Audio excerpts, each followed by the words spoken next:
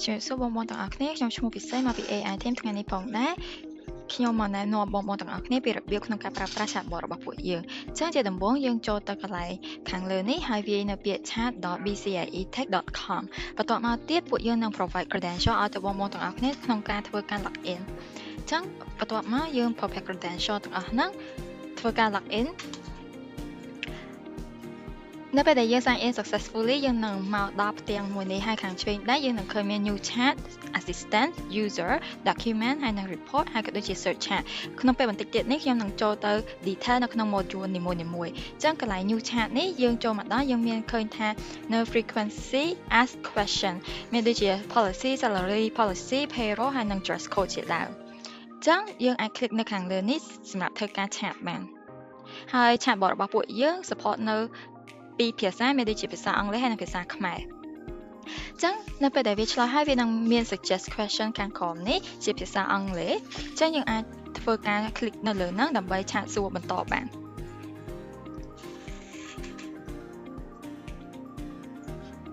បន្ទាប់ពី demo ជាភាសាអង់គ្លេសចប់យើងនឹងមកធ្វើការ demo ជាមួយនឹងភាសាខ្មែរម្ដងហើយក្នុងភាសាខ្មែរនេះផងដែរខ្ញុំនឹងសាកសួរទៅលើសំណួរថាបើចង់សុំច្បាប់ឈប់ឈឺត្រូវមានលិខិតពេទ្យឬអត់អញ្ចឹងនៅពេលដែលយើងសួរហើយ chatbot យើងនឹងឆ្លើយតបជាមួយយើងជាភាសាខ្មែរវិញដោយសារតែយើងសួរជាភាសាខ្មែរហើយចំណុចដែលវានឹងឆ្លើយតបមកវិញហ្នឹងទៅតាម document ដែលយើងបាន upload នៅក្នុង chatbot របស់ពួកយើងបានអញ្ចឹងបន្ទាប់ពី demo ជាភាសាខ្មែរចប់នឹងខ្ញុំនឹងចូលទៅកន្លែង module assistant អញ្ចឹងកន្លែង module assistant នេះយើងនឹងឃើញថាយើងមាន assistant ណាខ្លះដែលបងបានជាវទុកចឹងបន្ទាប់មកទៀតយើងនឹងចូលទៅកន្លែង module user ដែលបងអាចធ្វើការ create នៅ user ក៏ដូចជា limit នៅ user usage បានចឹងក្នុងការដែល limit user usage បងអាចចូលមកកន្លែង action ហើយឃើញ tray 3កន្លែងនេះចឹងកន្លែង tray 3កន្លែងនេះបងអាចមានដូចជាការ manage access ក៏ដូចជា set message limit ចឹងក្នុងការដែល set message limit បងគ្រាន់តែធ្វើការ set message limit នៅត្រង់ចំណុចនេះមកគឺបានហើយចឹងឧទាហរណ៍ថាបងមាន 1000 message ហើយបងចង់ឲ្យ user ម្នាក់ហ្នឹងអាចឆាតបានតែ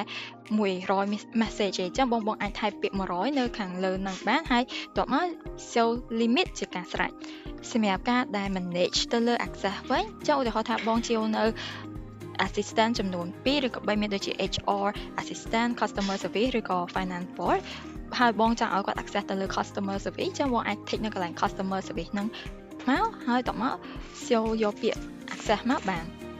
ចឹងចូលមកដល់កន្លែង module document នេះបងអាចចុចយកពី upload document នេះបានហើយបងអាច upload document បងជា file PDF doc ឬក៏ file text បានហើយសម្រាប់ URL import នេះគឺជា link របស់ website ហើយបងអាច pass link របស់ website ហ្នឹងមកចឹង chatbot នឹងទៅយក document ចេញពី link website ហ្នឹងមក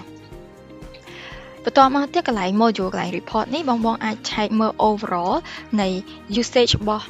chatbot របស់បងបានដូចជា message ដែលនៅសេសសល់ storage team member ឬក៏ assistant ជាដើមហើយកន្លែង search chat កន្លែងនេះគឺបងអាចចូលទៅមើល history chat របស់បងក៏ដូចជាថ្ងៃដែលបងបាន chat រយៈពេលមួយថ្ងៃហើយអញ្ចឹងពីខ្ញុំទៅ